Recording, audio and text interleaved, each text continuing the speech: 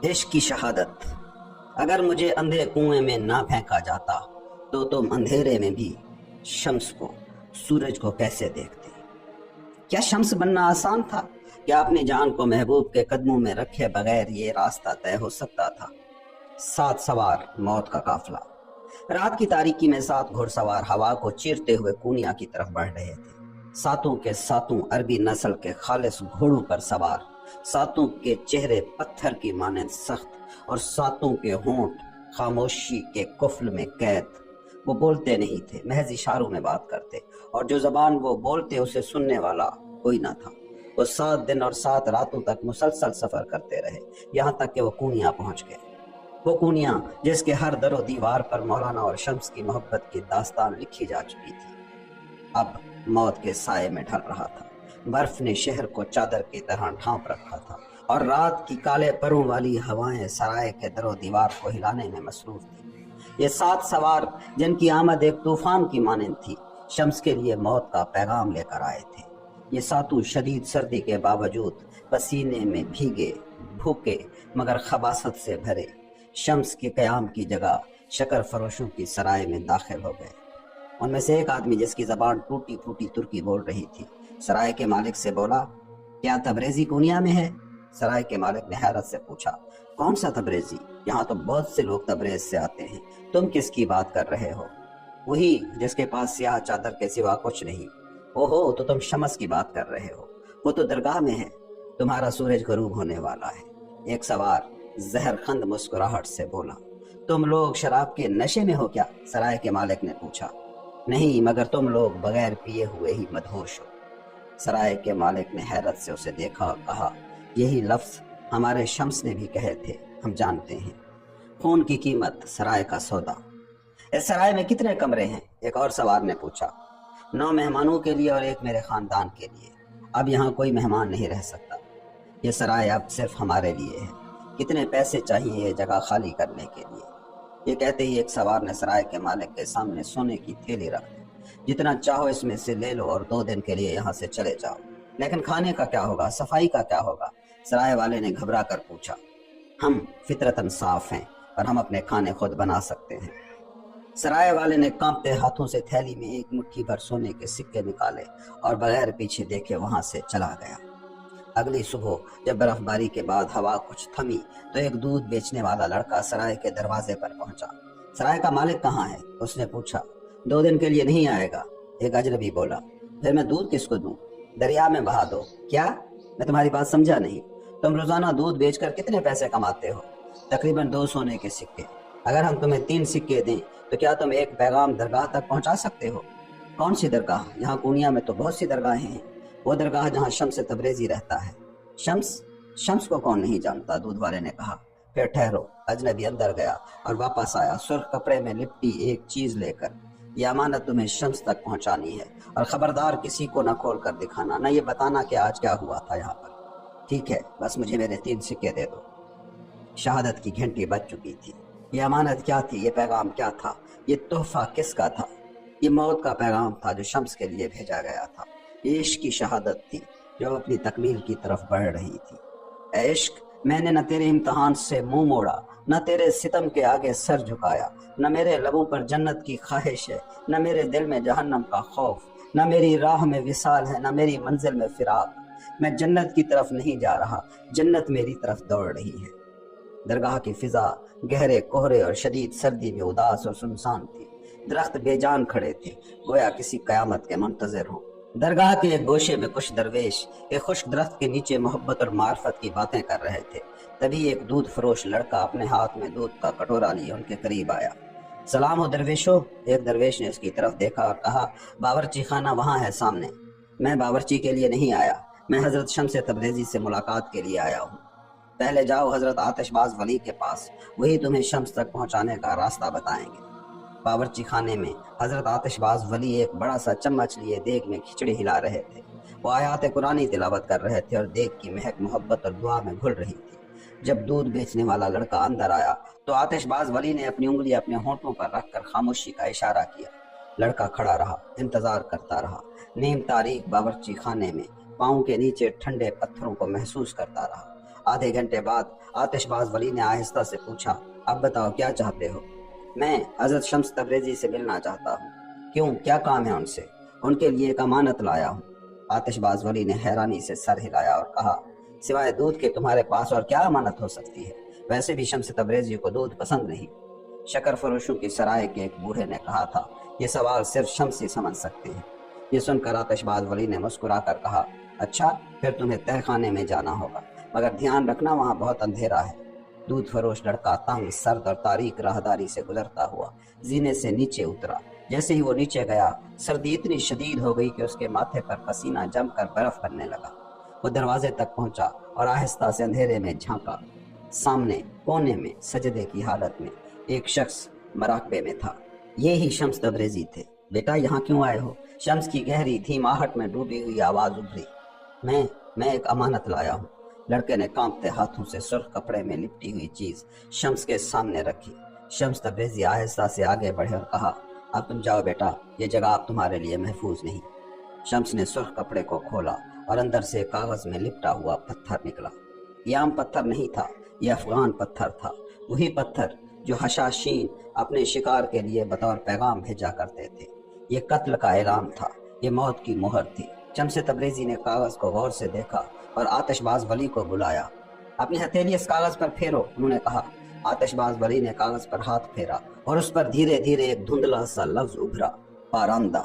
یہ فارسی کا لفظ تھا جس کا مطلب تھا اڑ جانے والا۔ یہ واضح اشارہ تھا، تیری پرواز ختم ہونے والی ہے۔ شمس تبریزی نے یہ پتھر جلتی ہوئی آگ میں پھینک دیا، لیکن جیسے ہی یہ پتھر آگ میں گرا، تندور کی لو یکدم بجھ گئی۔ یہ ایک نشانی تھی کہ اب شمس تبریزی کے چراغ کو بجھا دیا جائے گا۔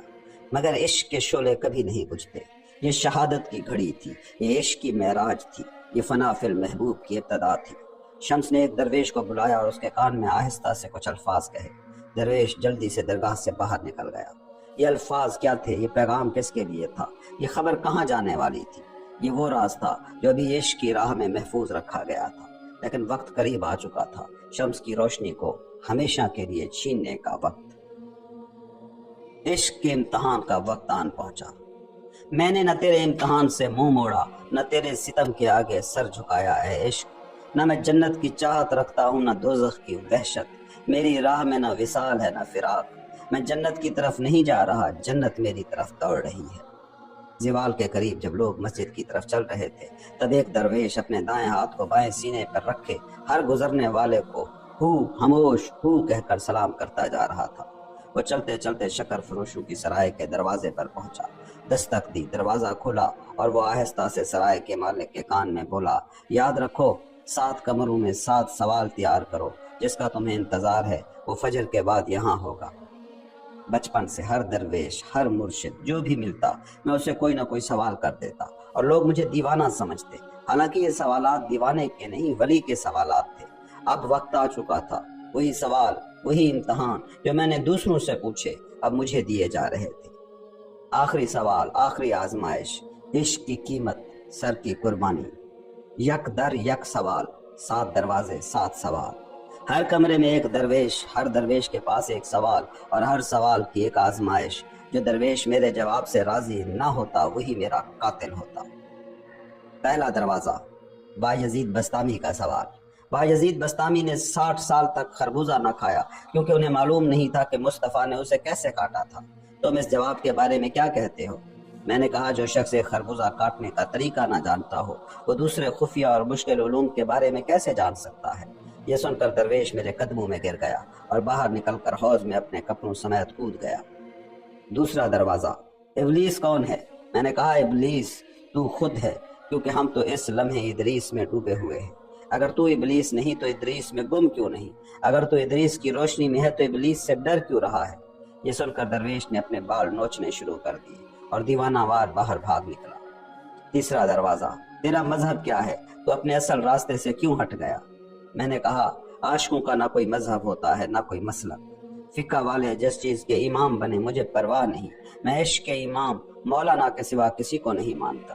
میرا اصل راستہ عشق میں قربان ہونا ہے اور اصل غدار تم ہو جو عشق سے منحرف ہو چکے ہو۔ یہ سن کر درویش نے دیوار سے قرآن اتارا، اسے چوما اور خاموشی سے باہر نکل گیا۔ چوتھا دروازہ، توحید کیا ہے؟ میں نے کہا، کسی ولی سے یہ سوال کرنا بدعت اور غفلت ہے۔ جو اپنے وجود کو مصیبت کے ساتھ پہچان لے وہ اپنے رب کو وفا کے ساتھ جان لیتا ہے۔ جو اپنے وجود کو غلطی کے ساتھ پہچان لے وہ اپنے رب کو احسان کے ساتھ جان لیتا ہے۔ یہ سن کر درویش زمین پر گر گیا اور بے ہوش ہو گیا۔ پانچواں دروازہ، کیا سما درویشوں کا رقص حرام نہیں؟ میں نے کہا سما اللہ کے جلوے کی تجلی ہے، یہ اس عالم مادی سے عالم روحانی کی طرف سفر ہے، یہ اہل عشق کے لیے حلال ہے اور بے عشق لوگوں کے لیے حرام ہے۔ تو جو عشق سے محروم ہے سما کو اپنی زبان پر بھی نہ لا۔ یہ سن کر درویش زرد پڑ گیا اور روتے ہوئے کمرے سے نکل گیا۔ یہ 5 دروازے، 5 سوال، 5 آزمائشیں اور 5 فتحیں۔ اب 2 دروازے باقی تھے، اور ان 2 دروازوں کے پیچھے کیا چھپا تھا؟ شاید وہ سوال جو میرے سر کی قیمت تھا، شاید وہ درویش جو میرا قاتل بننے والا تھا۔ وقت قریب آ رہا تھا۔ آج کا دن بس ایک اور دن نہیں تھا، یہ وہ دن تھا جس کا انتظار عرش پر بھی ہو رہا تھا۔ یہ وہ دن تھا جب عشق اپنے سب سے بڑے امتحان سے گزرنے والا تھا۔ یہ وہ دن تھا جب شمس ہمیشہ کے لیے خاموش ہونے والا تھا۔ چھٹا دروازہ، انسان واحد مخلوق ہے جو رب ہونے کا دعویٰ بھی کرتا ہے، اور واحد مخلوق ہے جو بندگی کا بھی اقرار کرتا ہے۔ ان دونوں میں کیا فرق ہے؟ میں نے کہا اللہ فرماتا ہے میں نے انسان کو اپنی جلال اور جمال کے ساتھ پیدا کیا۔ کچھ لوگوں میں صرف جلال ظاہر ہوتا ہے اور وہ میں خدا ہوں کہنے لگتے ہیں، جیسے فرعون۔ کچھ لوگوں میں جمال ظاہر ہوتا ہے اور وہ میں بندہ ہوں کہتے ہیں، جیسے حضرت محمد، جنہوں نے کہا تھا یا اللہ میں تجھے جیسا چاہیے ویسا پہچان نہ سکا۔ یہی انسان کی حقیقت ہے، یہ وہ مقام ہے جہاں جلال اور جمال اکٹھے ہوتے ہیں۔ اللہ چاہتا ہے ایسے بندے جو جمال سے جلال کو ڈھانپ دیں۔ دروازہ لرز اٹھا، موت قریب آ رہی تھی۔ یہ جواب سن کر درویش نے اپنی تلوار نیام سے نکالی اور میرے قریب آیا۔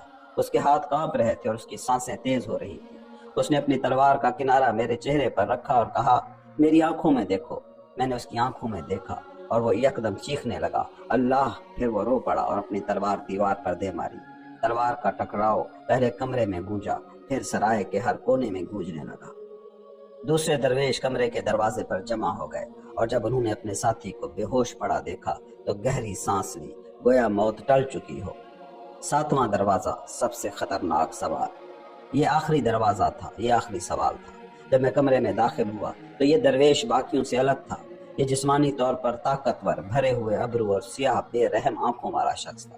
وہ ایک گوشے میں بیٹھا اپنے ہاتھ میں ایک خنجر لیے اپنے دانتوں میں چبھو رہا تھا۔ وہ مسکرایا اور کہا تو یہ ہے وہ تبریزی جس نے میرے ساتھیوں کو جوابوں سے چکرا دیا۔ ہم کہاں سے آئے یہ جانتا ہے، ہم کیوں آئے یہ بھی جانتا ہے۔ تو بتا اگر تیرا دادا ہماری تحریک کے لیے کام کر سکتا تھا تو یہاں درویشی میں زندگی کیوں گزار رہا ہے؟ میں نے کہا تم جیسے ڈاکوؤں کے ساتھ ہونے سے بہتر ہے کہ میں کونیا کی مٹی میں دفن ہو جاؤں۔ کونیا کی مٹی؟ یہی کونیا جو تجھے پسند نہیں کرتا، یہی کونیا جس کے لوگ تجھے مارنے کے لیے کسی قاتل کی تلاش میں ہیں۔ ہم نے سنا ہے کہ تیرے لیے کونیا کے آس پاس کئی قاتل ڈھونڈے جا رہے ہیں، لیکن ہم پہلے پہنچ گئے ہیں۔ سوال جو موت بن گیا۔ اب بتاؤ کونیا سے فرار ہو کر تبریز واپس کیوں نہیں گئے؟ میں نے کہا تبریز چھوڑ کر شام کی طرف اس لیے گیا کہ مجھے اپنے محبوب کی خوشبو آ رہی تھی۔ پھر شام سے کونیا کیوں واپس آئے؟ تاکہ اپنے خاموش کو زبان دے سکوں۔ مولانا کے لیے؟ تو عاشق سے اس کا عشق پوچھتا ہے؟ اچھا تو عشق کے بدلے تیرا کفارہ کیا ہے؟ میرا سر، کیا تو اسے دینے کے لیے تیار ہے؟ بخوشی، آمنا و صدقنا۔ آخری لمحہ آ چکا تھا۔ تو پھر باہر چل، درویش نے کہا۔ ایک خواہش ہے، میں نے کہا۔ کیا معافی مانگنا چاہتا ہے؟ زندگی کی بھیک مانگنا چاہتا ہے؟ یہ بھی ممکن ہے کہ ہم تجھے صرف ایک شرط پر چھوڑ دیں، چاہے تو رہے یا پھر مولانا۔ یہاں انتخاب کی گنجائش نہیں تھی۔ جو اپنی زندگی محبوب کے قدموں میں رکھ چکا ہو وہ زندگی کی بھیک نہیں مانگتا۔ یہ فانی لمحہ نہیں تھا، یہ عشق کی معراج تھی۔ یہ سر کی قربانی نہیں تھی، یہ فنا فی المحبوب تھا۔ شمس تبریزی باہر نکل رہا تھا، محبت کی روشنی میں، اور اندھیرے میں کھڑی ہوئی موت مسکرا رہی تھی۔ یہی وقت تھا، یہی لمحہ تھا، یہی عشق کا انجام تھا۔ آخری التجا، عشق کی آخری رات۔ ہر چیز پر میری جان قربان، مگر مولانا پر ذرہ برابر آنچ نہ آئے، اس کے سر پر مصیبت آئے، یہ میں کیسے برداشت کر سکتا ہوں؟ میں کیسے گوارا کر سکتا ہوں کہ میرے محبوب کے بالوں پر گرد کا ایک ذرہ بھی گرے؟ فیصلہ ہو چکا تھا، مولانا اور ان کے خاندان کو مت چھونا، جو کرنا ہے میرے ساتھ کرو۔ ٹھیک ہے، قاتل مسکرایا۔ تو کیا چاہتا ہے؟ بس ایک درخواست ہے کہ اپنے خاموش سے آخری ملاقات کر سکوں۔ تم بھاگنا چاہتے ہو ایسے ہے نا؟ قاتل نے شک سے پوچھا۔ क्या मैं भागने वाला लगता हूँ? आशिक तो मौत की तरफ कदम बढ़ाता है, अगर भागना होता तो अब तक भाग चुका होता। ठीक है, दरवेश बोला, तुम्हें रात तक की मोहलत, और फिर हम इंतजार करेंगे इश्क की आखिरी सजा का। ये इश्क की आखिरी रात थी। चाँद अपनी रोशनी में मद्धम हो चुका था, सितारे खामोशी में डूब रहे थे और हवा में एक हल्की सी सरगोशी थी। शम्स, वक्त करीब है। इश्क की आखिरी रात, जब खामोशी मौत की सरगोशी बन गई। आशिक वो है जो अपने महबूब से मिला हुआ इश्क दोबारा महबूब को वापस कर दे। इश्क के मजहब में सब कुछ आला तरीन मोहब्बत के लिए कुर्बान होता है। कूनिया, एक शहर जो पहले से जानता था। उस रात अज़ान मगरिब की आवाज़ हर दूसरी रात से मुख्तलिफ थी। हवा में वो सर्दी नहीं थी जो हड्डियों को जमाया करती है, बल्कि वो लर्जा था जो दिल की गहराइयों में कांपने का एहसास दिलाता है। आज फुआरों पर परिंदे नहीं बैठे थे। आज कूनिया की गलियां खामोश थी, गोया पहले से ही जानती हों कि कोई बहुत बड़ा हादसा होने वाला है। ये वो सकूत है जो किसी भी जंग के आगाज से पहले होता है। ये वो घुटन थी जो मंगोलों के हमले के वक्त भी नहीं देखी गई थी।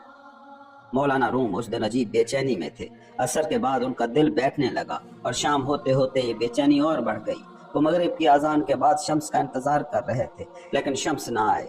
उन्होंने जमात के साथ नमाज ना पढ़ी। वो इंतजार करते रहे, खामोश, बेकरार, जैसे रूह अपने ही जिस्म में कैद हो। क्या शम्स कुनिया को छोड़कर जा चुका है? क्या वो हमेशा के लिए चला गया या कुछ और होने वाला था? मौलाना रूम दरगाह के दरवाजे पर आ गए, बारीक सा कपड़ा पहने हुए, ठंडी हवा में कांपते हुए। उनके होंठ थरथरा रहे थे, लेकिन ये सर्दी की वजह से नहीं था। ये बेकरारी थी, ये दिल की बेचैनी थी, ये उस मोहब्बत की शिद्दत थी जो किसी नुकसान के एहसास से लरज रही थी। बाबा अंदर आ जाइए। ये सुल्तान वलद था जो दौड़ता हुआ आया। ये ले, मैं आपके लिए कंबल लाया हूँ। लेकिन मौलाना अपनी जगह से नहीं हटे। वो खामोश बस इंतजार करते रहे। और फिर धुंध में एक परछाई उभरी। वो धीरे धीरे आ रहा था। ये शम्स तबरेजी थे, लेकिन आज वो पहले जैसे न थे। वो थके हुए थे, जैसे दिनों से चल रहे हों, जैसे सदियों का बोझ उठाए आ रहे हों। मौलाना दौड़कर आगे बढ़े, शम्स को सीने से लगाया, लेकिन शम्स ने उंगली होंठों पर रखी। खामोश, अभी बात नहीं, पहले नमाज। शम्स और मौलाना नमाज के लिए हुजरे में दाखिल हुए। मौलाना हमेशा की तरह शम्स को आगे बढ़ाने लगे ताकि वो इमाम बने, लेकिन शम्स ने हाथ रोक लिया और कहा, इश्क का इमाम हमारी नमाज का भी इमाम होगा। ये शम्स की मौलाना के साथ आखिरी नमाज थी।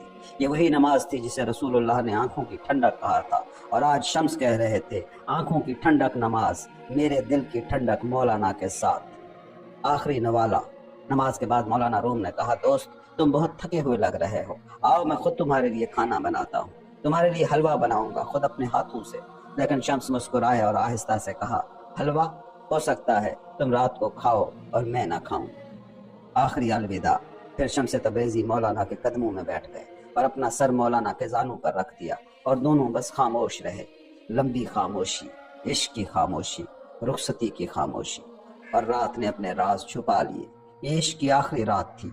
ये वो रात थी जो एक दास्तान को खत्म करने वाली थी, और अगली सुबह शम्स तबरेजी धूप की तरह कूनिया से हमेशा के लिए गायब होने वाले थे। ऐ महबूब, तूने मुझे अपना आईना बनाया और मैंने तुझ में अपनी रूह का अक्स देखा। अब वादा पूरा करने का वक्त है।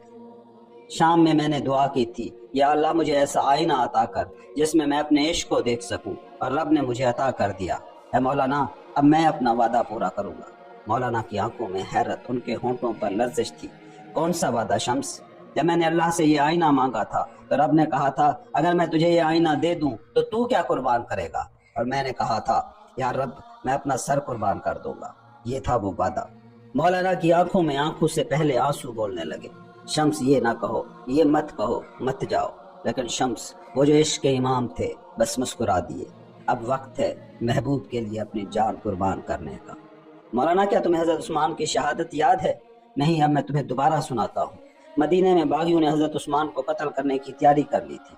हजरत अली ने उन्हें पेशकश की कि मुझे इजाजत दे, मैं इन बागियों को खत्म कर दूं। लेकिन हजरत उस्मान ने कहा, नहीं अली, मैं नहीं चाहता कि मेरे बाद लोग कहें उस्मान ने मदीने में खून बहाया। और फिर उन्होंने एक ख्वाब देखा। उन्होंने रसूलुल्लाह को देखा जो एक दस्तरखान पर बैठे थे, और उनके साथ हजरत अबू बकर और हजरत उमर भी थे। दस्तरखान पर सिर्फ एक प्याला था और वो किसी का इंतजार कर रहे थे। फिर हजरत उस्मान ख्वाब में उनके पास पहुंचे।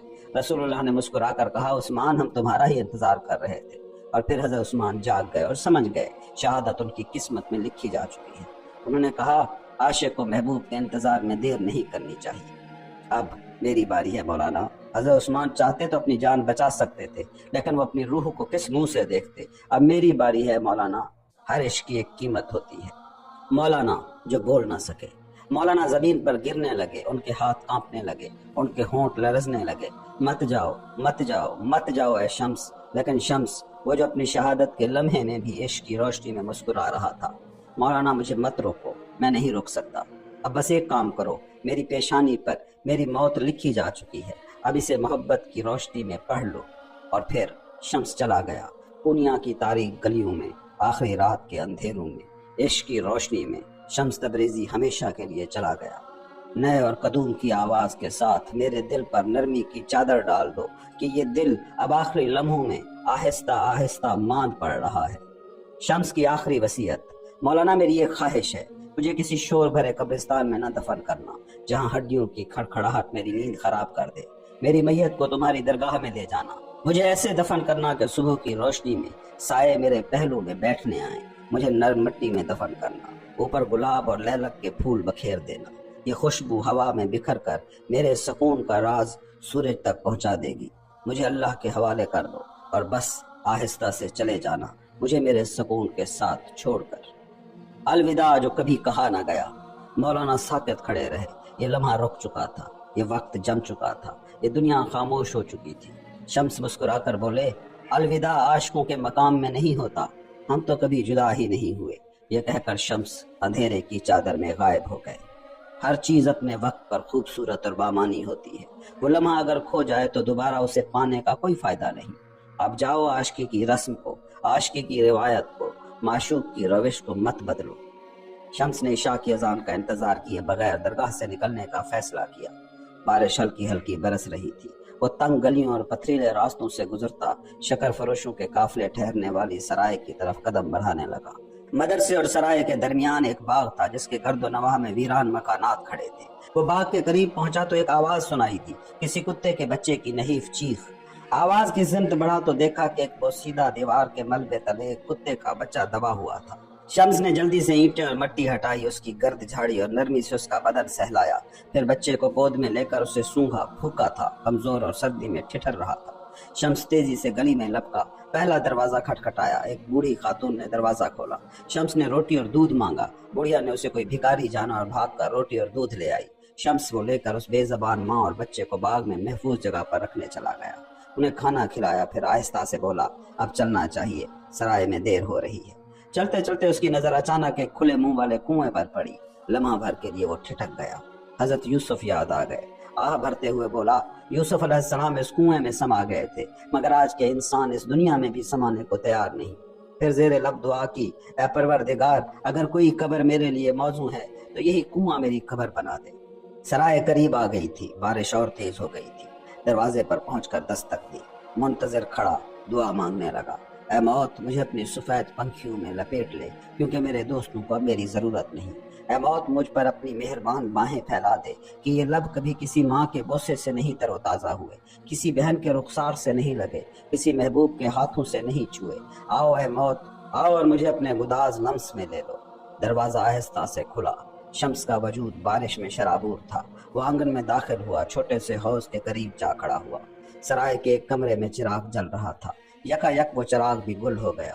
اندھیرا، مکمل اندھیرا، اور اس سیاہ تاریکی میں فقط 7 خنجر چمک رہے تھے۔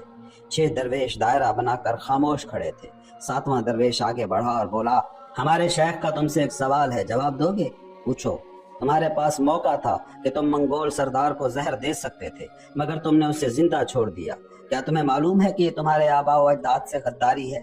شمس نے گہری سانس لی، نظر جھکائی اور پھر پورے وقار سے گویا ہوا: میں ہمیشہ سے گندی سیاست سے نفرت کرتا آیا ہوں۔ نہ کل میں نے اپنے ہاتھ شیطان کے پانی سے دھوئے تھے، نہ آج ایسا کروں گا۔ وہی شیطان کے فرزند تھے جنہوں نے حضرت عثمان کی گردن مار دی تھی، وہی شیطان کے لشکری تھے جنہوں نے حسین کو کربلا میں ذبح کیا تھا۔ تمہیں منگولوں سے کیا لینا دینا؟ خدا خود ہر ایک کو اس کے لائق جزا دیتا ہے، اور تم خود کو مجاہد کہتے ہو۔ افسوس تم پر، میرا خون عشق کے لیے حلال ہے، تمہارے لیے حرام۔ حسن بن صباح کے گمراہ بیٹے، تم میں اور یزید کے درندوں میں کیا فرق ہے؟ اپنے جبے اور عصا سے تو کچھ شرم کرو، عشق سے ڈرو، اللہ سے ڈرو۔ کیا یہ وہی شیطان کے فرزند نہ تھے جنہوں نے حضرت عثمان کی گردن کاٹی؟ کیا یہ وہی ابلیس کا سانس نہ تھا جو حسین کو کربلا میں پیس کر گزر گیا؟ تم مجاہد کہلاتے ہو، لعنت ہے تمہاری اس نام نہاد جنگ پر۔ اللہ جسے چاہے بلا میں ڈالے، جسے چاہے اپنی ولایت بخشے، مجھے منگولوں سے کیا لینا دینا۔ درویشوں میں خاموشی چھا گئی۔ بالآخر ان میں سے ایک بولا، کوئی آخری خواہش؟ شمس نے ٹھہرے ہوئے لہجے میں کہا، 2 سطریں لکھنے دو، اور کل جب تم یہاں سے جاؤ تو میری امانت درگاہ تک پہنچا دینا۔ اتنا کر سکتے ہو؟ اور میں نے بھی عشاء کی نماز نہیں پڑھی، حضرت علی کی طرح نماز میں جان دینا چاہتا ہوں۔ شمس نے حوض سے وضو کیا، اس کی سیاہ چادر پہلے ہی بھیگ چکی تھی۔ اس نے اسے فرش پر بچھایا، جائے نماز بنا لیا، سنت ادا کی، پھر فرض کے لیے تکبیر کہی، قرات بلند آواز میں کی۔ پہلی رکعت میں سورہ فاتحہ کے بعد سورہ شمس پڑھنے لگا۔ اندھیرے میں تلواروں کے سائے میں شمس کی آواز گونج رہی تھی۔ ایک درویش کی آنکھوں سے آنسو بہنے لگے، وہ رو رہا تھا، لرز رہا تھا۔ دوسرے نے غصے سے خنجر اٹھایا، ایک دم پیچھے آیا اور خنجر شمس کی پشت میں پیوست کر دیا۔ خون ٹپکا مگر شمس گرا نہیں۔ دوسری ضرب، تیسری ضرب، چوتھی ضرب، پانچویں، چھٹی، مگر شمس ابھی تک کھڑا تھا۔ شمس سورہ شمس پڑھتا رہا، پھر لڑکھڑایا، زمین پر گرنے ہی والا تھا کہ سنبھل گیا، پھر دوبارہ جھکا، پھر خود کو سیدھا کیا۔ درویشوں کی آنکھیں حیرت سے پھیل رہی تھی۔ آخری 7واں وار ہوا، خنجر گردن کی پشت میں پیوست ہوا، شمس کا سر ایک طرف جھک گیا۔ درویش انتظار کرنے لگے کہ وہ زمین پر گر جائے گا، لیکن اس کے لبوں سے ہلکی مگر واضح آواز آئی، جو اللہ سے ملنے کا مشتاق ہوتا ہے اللہ بھی اس سے محبت کرتا ہے۔ ایک درویش نے غصے میں آ کر اس کے سینے پر لات ماری، شمس چکرا کر زمین پر گر گیا، اس کا چہرہ پتھریلی زمین پر آ لگا۔ سیاہ چادر جو اس کے جسم پر تھی اب خون میں نہا چکی تھی، سرخ، گہری سرخ۔ ایک درویش نے اس کے بالوں کو مٹھی میں جکڑ لیا، تلوار اٹھائی، سر جدا کرنے کا ارادہ کیا۔ رک جاؤ، سرغنہ درویش نے ہاتھ کے اشارے سے روکا، مرنے دو، پھر کسی کنویں میں ڈال دینا۔ سب خاموش ہو گئے اور شمس ہنوز سانس لے رہا تھا۔ اس نے بمشکل اپنا سر پتھر پر رکھا، نیم کھلی آنکھوں سے آسمان کی طرف دیکھا۔ اللہ تو کیسا حسین محبوب ہے، میرے معبود میں تجھ سے محبت کرتا ہوں اور یہ جان تیری راہ میں نظر کرتا ہوں۔ خاموشی چھا گئی، شمس کی پلکیں دھیرے دھیرے بند ہو گئیں۔ وہ لمحہ آ پہنچا تھا جو پہلے ہی لکھا جا چکا تھا۔ اے عشق، تو وہ ہستی ہے کہ دنیا کے شکم سیر تیرے وصال کے بھوکے ہیں۔ مولانا کے دل پر جو بوجھ تھا وہ اب سہارنے کے قابل نہ رہا۔ وہ دبے دبے لرزتی آواز میں سلطان ولد کے کان میں کچھ کہنے لگے۔ سلطان ولد نے سنا تو اس کے چہرے کا رنگ بدل گیا، آنکھیں حیرت سے پھیل گئیں اور وہ بے اختیار باپ کے کندھے پر ہاتھ رکھ کر رک گیا۔ مولانا روم کانپ رہے تھے، لرز رہے تھے، جیسے کسی کپ کپی کے طوفان نے انہیں جکڑ لیا ہو۔ باپ اور بیٹے نے ایک دوسرے کو گلے لگایا اور دیر تک بے آواز روتے رہے۔ پھر دروازہ بجا، پھر دوبارہ، پھر تیسری بار۔ مولانا نے آنکھیں موند کر لرزتی آواز میں کہا، دستوری۔ بلال درویش خاموشی سے اندر آیا۔ مولانا نے ہاتھوں سے آنکھیں ڈھانپ رکھی تھی مگر ان کے لبوں سے بس اتنا نکلا، بلال کیا حکم ہے؟ سلطان ولد کھڑا ہوا، ساتھ 2 درویش تھے۔ وہ نکلے اور رات کے سائے میں اس کنویں کی طرف چل پڑے جس کا پتہ مولانا نے دیا تھا۔ راستے میں قرآنی آیات پڑھتے گئے جیسے کہ کوئی مقدس فریضہ ادا کرنے جا رہے ہیں۔ پہنچ کر رکے، سورہ فاتحہ پڑھی، ہاتھوں پر پھونکی اور چہروں پر ملی۔ پھر سلطان ولد نے دائیں ہاتھ کو بلند کیا اور کہا، بلال، حمزہ، بیعت کرو۔ دونوں درویش ہکا بکا رہ گئے۔ یہ کیسی بیعت رات کے اندھیرے میں، یہ کیسی قسم؟ سلطان ولد کی آواز گونجی، ہاتھ میرے ہاتھ پر رکھو اور قسم کھاؤ، اگر تمہاری گردنیں بھی کٹ جائیں تب بھی ہمارا راز نہ کھلے۔ دونوں درویش الجھن میں تھے مگر اطاعت میں سر جھکایا۔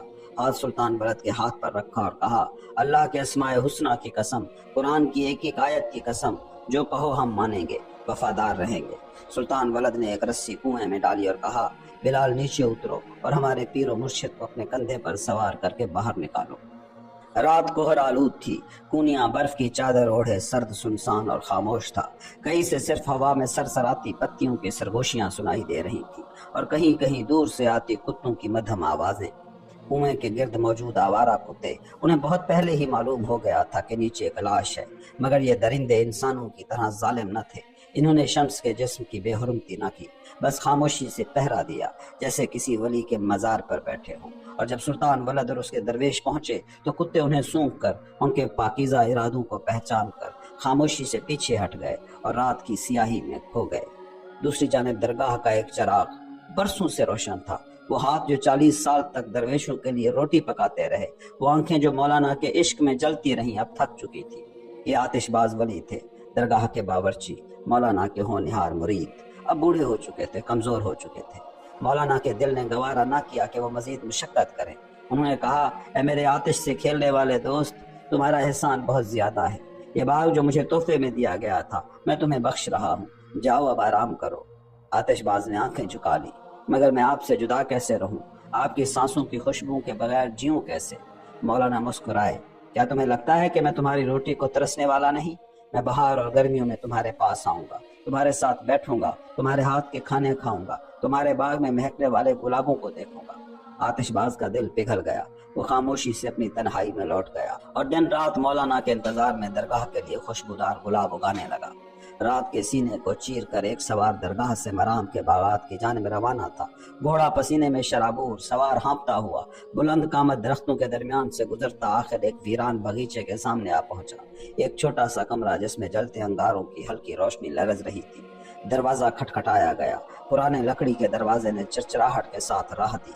दरवाजा खोलने वाला आने वाले को पहचान गया। आने वाले ने झुककर सलाम किया और दोनों ने साथ मिलकर हू कहा। पहले दाएं झुककर सर झुकाया, फिर सामने निगाहें गिरा दी। सवार ने अपनी हथेली आगे बढ़ाई। हथेली में लिपटा हुआ कपड़ा था। बूढ़े मेजबान ने वो कपड़ा लिया, करीब लाकर सूंघा और जेरे लब कहा, हमारे आका ने कहा है कि आज हलवा पकाना, मगर हमेशा की तरह आटे से नहीं, मिट्टी से, और जब तक चूल्हे पर हलवा चढ़ा रहे सूरह तकासुर पढ़कर उस पर दम करते रहना। बूढ़ा मुस्कुरा दिया, ऐसा ही होगा, जैसे वो कहते हैं वैसा ही होगा। फिर रुक कर पूछा, और तुम अब लौट रहे हो? सवार ने सर हिलाया, हाँ, मुझे एक कब्र भी तैयार करनी है। बूढ़े ने पलकें मूंद ली, फिर आहिस्ता से बोला, आमीन। हलवा पक रहा था, मौलाना आ रहे थे। रात खामोशी से अपने अंदर वक्त को घुमा रही थी। सरदार की तरह सुल्तान वलद और दो दरवेश एक दूसरे के कंधों पर बारी बारी लेकर एक बेजान वजूद को बाग की तरफ ला रहे थे। थके कदमों के साथ दम लेते हुए वो बागीचे के पास पहुंचे, मगर फिर रुक गए। उन्होंने नए के मातम को सुना। मौलाना पहले से वहां पहुंच चुके थे। वो तन्हा बैठे थे बाग के उस कोने में जहां शम्स हमेशा आना चाहते थे, मगर किस्मत ने इजाजत न दी। आज वो जगह खाली थी और मौलाना नए बजा रहे थे। सुल्तान वलद ने पहली बार अपने वालिद को नए बजाते देखा और पहली बार उनकी धुन सुनी थी। ऐ इश्क के बादशाह जुदा न समझ, ये मत सोच के तूने मेरे दिल की आग बुझा दी। सरदार और दरवेश खामोशी से आगे बढ़े। खून आलूद कपड़े में लिपटा जिस्म एक बड़े पत्थर पर रख दिया। मौलाना आगे बढ़े, मगर जैसे ही नजर उस बेजान पैकर पर पड़ी, उनके कदम डगमगा गए। दरवेशों ने और सुल्तान वलद ने उन्हें थामा, गिरने से बचाया, और मौलाना रोने लगे। इतना रोए कि आसमान लरस गया। बादल गरजने लगे, जैसे वो भी इस दर्द में शरीक हो गए हों। सुल्तान वलद ने बाप का ये हाल देखा, दिल में दर्द की लहर दौड़ गई। नम आलूद आंखों से कहा, बाबा पानी अब गर्म करवा दूं? मौलाना ने नम आंखों से जवाब दिया, शहीदों को ना गुस्ल दिया जाता है, ना कफन पहनाया जाता है, बस मुझे आखिरी बार अपने दोस्त को महसूस करने दो। मौलाना शम्स के बेजान वजूद के करीब झुक गए। खून से भरी हुई चादर को हाथ से खोला, पहलू में बैठे, चेहरे पर हाथ फेरा, दाढ़ी को सूंघा, जख्मों से बहते खून को उंगलियों से साफ किया और हिचकियां लेते हुए उस खून आलूद पेशानी पर बोसा दिया। फिर कांपती आवाज में कहा, किस बदनसीब हाथ ने तुझ पर ये जख्म दिए है मेरे शम्स? कौन सी बेरहम तलवार ने तेरे नाजुक वजूद को चाक किया? ये खून से तर बिस्तर तेरी तकदीर में कब लिखा था? ऐ मेरे परवाना इश्क, कहाँ गए वो दिन जब तू मेरे दिल की धड़कन के साथ नाचता था? मौलाना ने सर आसमान की तरफ उठाया, जैसे रात के सीने को चीर कर शम्स को आवाज दे रहे हों। ऐ शम्स, कहाँ चला गया तू? काश मैं रात के सीने को चाक कर दूं और तुझे अपनी बाहों में वापस ले आऊं। और सुल्तान वलद बाप के कंधे पर हाथ रखकर उन्हें तसल्ली दे रहे थे। उधर दरवेशों में से एक ने इशारा किया और आजान की सदा गूंज उठी। मौलाना का शम्स इश्क के शहीदों में लिखा जा चुका था। दरवेश ने आजान जनाजा दी। दोस्त उठ खड़ा हुआ, तकबीर बुलंद हुई और रात के साए में जनाजे की नमाज अदा की जाने लगी। इस्लाम की तारीख में उस्मान के बाद यह दूसरा मौका था कि किसी की नमाज जनाजा रात के अंधेरे में पढ़ी जा रही थी। नमाज के बाद मौलाना ने अपने दोस्त की लाश को सीने से लगा लिया। आहिस्ता आहिस्ता लरजते हाथों से कब्र में उतारा। पहली मट्टी बड़ी मुश्किल से उठाकर डाली, फिर कब्र के किनारे बैठ गए। कुरान खोला, आयात पढ़ने लगे। सुल्तान वलद, दरवेश और आतिशबाज सभी मोहब्बत से मट्टी डाल रहे थे और मौलाना की जबान से निकला, अगर आसमान जानता कि ये कैसा बिछड़ना है तो सितारे रो पड़ते, सूरज और चांद भी गिरिया करते। اگر بادشاہ کو معلوم ہوتا کہ کس طرح تخت سے اتارا جائے گا تو وہ بھی تاج سمیت تڑپ کر روتا۔ اگر پرندے جان لیتے کہ انہیں کیوں شکار کیا جاتا ہے تو ان کے پر خود ہی ٹوٹ کر گر جاتے اور وہ چیخ اٹھتے۔ موت کے کان بہرے ہیں، کوئی فریاد نہیں سنتی، ورنہ کیا وہ دلوں کو چھلنی کر دینے والی سسکیوں کو برداشت کر پاتی؟ یہ دنیا ایک وحشی دیو کی مانند ہے جو اپنی ہی اولاد کو کھا جاتی ہے۔ خاموشی تھی، مولانا کی سانسوں میں درد کی گھٹن تھی۔ درویشو، ہماری امانت ابھی یہی رہے گی، جب وقت سازگار ہو تو اسے ہمارے گھر لے آنا۔ شمس کی اصل آرام گاہ درگاہ ہے۔ سنو سلطان ولد، یہ راز کسی پر افشا نہ ہو، یہ میری وصیت ہے، مجھے بھی شمس کے پہلو میں دفنایا جائے۔ اور پھر ایک سسکتی خاموشی۔ میں خاموش رہا، اپنے زخموں پر نمک چھڑک کر۔ جتنا خاموش رہا جا سکتا تھا اتنا رہا۔ میرے دل کی گہرائیوں میں ایک فریاد لہو بن کر ٹپک رہی تھی۔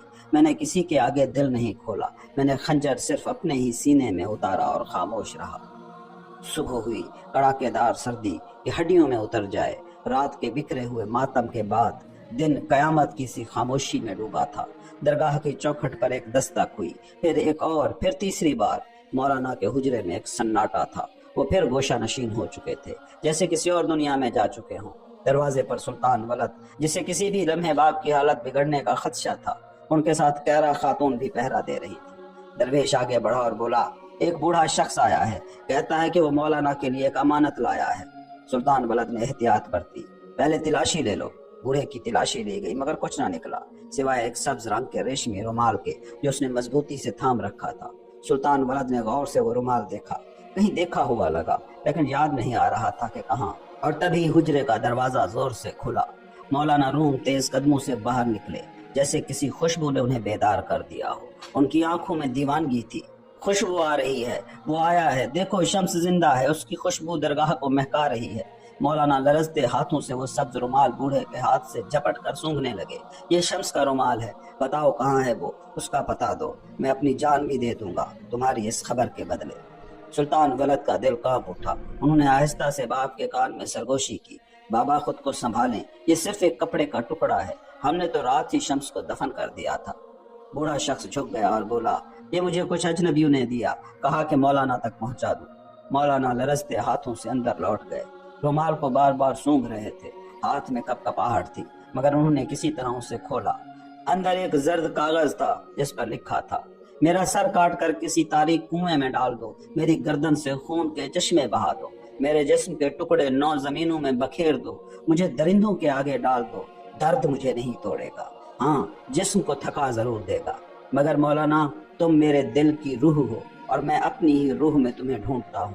قسم ہے مجھے، کاش میری موت تمہاری آنکھوں کے سامنے ہوتی تاکہ تم دیکھ سکتے کہ عشق کے لیے جان دینا کیسا ہوتا ہے۔ مولانا یہ پڑھ کر بے ہوش ہو کر گر گئے اور درگاہ کی دہلیز نے آج پہلی بار مولانا کو اس طرح ٹوٹتے ہوئے دیکھا تھا۔